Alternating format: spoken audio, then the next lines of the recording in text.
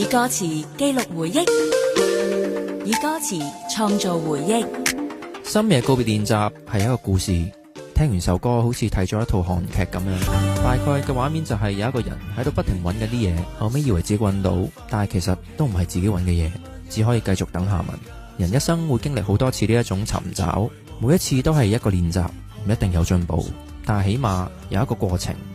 呢首歌嘅歌詞令我諗翻好多嘢，特別係志同道合嘅朋友，或者係一啲合適嘅興趣，所以我好中意呢首作品。日冥想，我好中意孤獨之塔，近排聽翻仍然覺得好觸動我。出呢首歌嘅時候，我啱啱第一年入 U 嗰陣考衰咗 DSE， 全部 friend 都讀緊啲神科，我就讀唔到。